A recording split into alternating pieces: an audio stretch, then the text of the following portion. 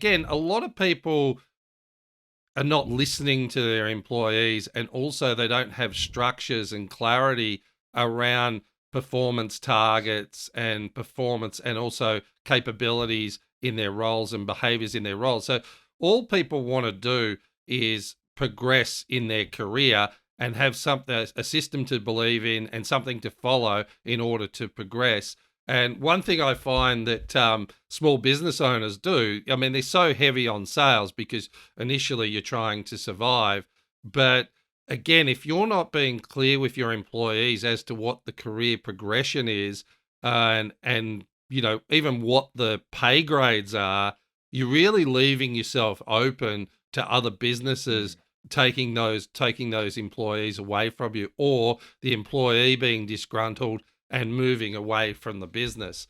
And I just wanted to put it out there, and Jace, you can chime in on this as well. I just think it's a bigger issue than a lot of business owners recognise, and the cost is substantial. I think the cost is something like half their salary to get it wrong. So we certainly want to, and we'll talk about how to get it right ultimately. But Jace, have you found that as well with business owners that you take care of and in your own businesses? Well, yeah, Marty, and look, talking about the pre-episode planning when we ran through this, so the reason I wanted to chime in on losing it was it hit home hard. After 4 or 5 years of running the business, I think we're at a team of nearly 27 next week with a few new people starting. The business before this got to a team of 26 before we broke it up and went our separate ways.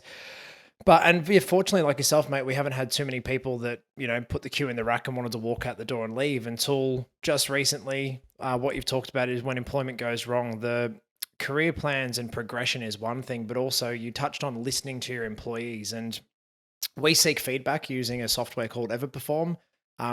Team members put in how they're feeling, they answer a bunch of questions, and the AI and the software processes it and kind of gives a rating and a ranking on who we need to pay some attention to and who needs a hand and who's not coping. Unfortunately, we've just been through quite a busy growth patch, and for a couple of months, we weren't looking at that data. And now one of our team members came along and said they wanted to wrap up and basically leave because they can't cope with how busy it is at work, and then also being at home with lockdown, with family commitments that they need to be able to stick to. Now, while we fully understood this person's reason for leaving, it hit us hard. We were devastated because this person's such an important employee, or they all are, but as a manager or a senior in our team who's been with us for years.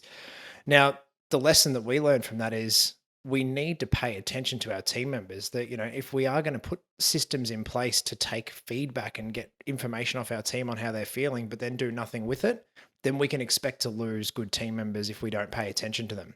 So putting in, systems in place to make sure that you review information, you meet with your team, you have one-on-one meetings to ask them how they're going and how you can help. Fortunately, once we got that data and we kind of sat down and had a chat, we've been able to resolve it. Team member's going to have a couple of months off, unfortunately, come back because Future Advisory, she sees, is such a fantastic place to work.